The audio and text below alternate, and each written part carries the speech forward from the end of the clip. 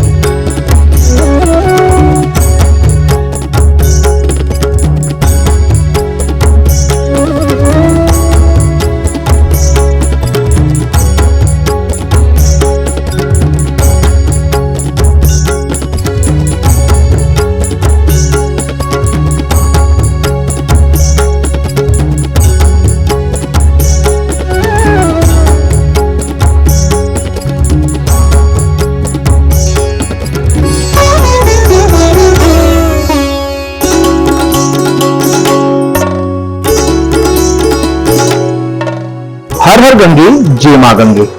धर्मनगरी हरिद्वार में मां संतोषी माता के 50वें स्वर्ण जयंती के मौके पर बॉलीवुड अभिनेता हेमा मालिनी ने मां गंगा के प्रति एक ऐसी कथा का विवरण किया जिसे देखकर भक्त भी मंत्रमुग्ध हो गए। हमारे साथ मौजूद है महामंडलेश्वर संतोषी माता।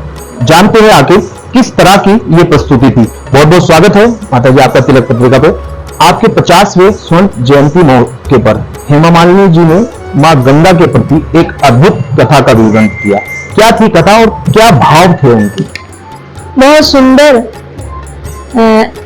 एक नृत्य नाटिका के रूप में उन्होंने जो समाज के लिए प्रेरणादायी और समाज में एक जागृति पैदा करने वाला शो किया, वो अद्भुत था।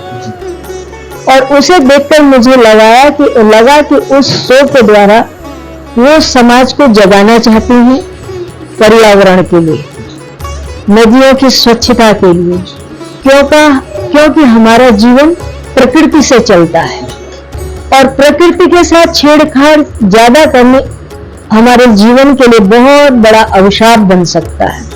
ये वन होंगे, ये पर्वत होंगे, ये नदियां होंगी, ये वृक्ष होगा, ये हवाएं होंगी, तभी हमारा जीवन सुरक्षित है। तो उसके लिए उन्होंने जो भावना लोगों को दी कि गंगा में जाते हैं हम लोग, गंगा जी को प्रदूषित करते हैं, मैली करते हैं, कपड़े धोते हैं, उसमें गंदगी डालते हैं, वो किसी तरह से भी हमारे लिए अच्छा नहीं है। और हम सबको इस कार्य के लिए जागरूक होना पड़े। इसकी हम ये सोचें कि केवल सरकार ही ये काम करेगी और तभी ये काम होगा। सरकार की ओर से एक दिशा तो दी जा सकती है, पर सरकार हर समय वहां बैठ करके उस चीज की निगरानी करती रहे, ये नहीं हो सकता है। इसके लिए तो समाज को जागना पड़ेगा। जब तक समाज में ये जागृति नहीं आएगी, स्वयं से ये नहीं सोचेगा कि हमें गंदा नहीं करना है। ये माँ है, ये हमें जीवन देती है, प्राण देती है, और इसी से हमारा जीवन निर्वाह होता है, इसी से हमें अन्नादि की प्राप्ति होती है। नदियां न हो तो हमें जल कहाँ से मिले? जल के बिना जीवन नहीं, जल के बिना ये वनस्पतियां पैदा नहीं हो सकती हैं। तो जल को सब तरह से उसको रोकना, उसकी रक्षा करना हमारा कर्तव्य है। अनावश्यक यदि किसी चीज का प्रयोग किया जाता है तो वो अच्छा नहीं है, किसी तरह से भी अच्छा नहीं है। उसके लिए जो हेमा जी ने अपने अभिनय से, नृत्य नाटिका से जो एक प्रेरणादायी नाटक प्रस्तुत किया वो अत्यंत सराहनीय। तो क्योंकि हमारे यहाँ ये परंपरा आज की नहीं है, ये बहुत प्राचीन हमारी सांस्कृतिक परंपरा है कि कुछ बातें कहकर बताई जाती हैं, कुछ चीजें नृत्य के द्वारा समझाई जाती हैं, नृत्य के द्वारा वो प्रस्तुतिकरण किया जाता है ताकि जन साधारण उस बात को ठीक से समझ सके, पकड़ सके। तो उन्होंने उसी परंपरा का निर्वहन करते हुए कि नाटिका के द्वारा इतने सुंदर ढंग से लोगों में गंगा के प्रति, नदियों के प्रति, वनों के प्रति, वनस्पतियों के प्रति और वन्य जीवों के प्रति एक सद्भाव पैदा करने की उन्होंने भावना के। अनावश्यक हम जानवरों को मारते हैं जो निरीह हैं, जंगल में स्वतंत्र रह रहे हैं, उन प्राणियों के हमें, जिनको हमें अभयदान देना चाहिए, जिन प्राणियों की हमें रक्षा करनी चाहिए, उन्हें अनावश्यक मारकर अपना शौक हम पूरा करते हैं, वो भी गलत है। तो ये सब चीजें उन्होंने लेकर जो प्रेरणादायी अभिनय प्रस्तुत किया वो बहुत सराहनीय था और उसके लिए मैं उन्हें साधुवाद देती हूँ। हेमा जी ने गंगा के अवतरण से लेकर और कलयुग तक जिस तरह से गंगा दूषित हो रही है, पूरा नृत्य नाटकों की तरह पेश किया, लोगों ने भी उसको समझा। क्या आज वक्त आ गया है, हमें सहज होने की जरूरत है गंगा के प्रति? बिल्कुल, आज समय है, बहुत जरूरी है। अब नहीं जागेंगे तो बहुत बड़ी हमारी हानि होगी, बहुत बड़ी होगी। धीरे धीरे आप गंगा देखो, गोमुख से भी छोटी हो गई हैं और गंगोत्री में और हो गई, रास्ते में और नदियां सारी मिलती हैं। हरिद्वार में तो गंगा जी का कुछ स्वरूप दिखाई देता है। आप यहाँ से जो गंगा सागर तक पहुंचती है, कलकत्ता तक पहुंचती है, बीच में बहुत विकृतियां हो गई हैं, बहुत जगह जल कम हो गया है। जो गंगा जी की स्वच्छता का जो रूप होना चाहिए था वो नहीं रह गया है।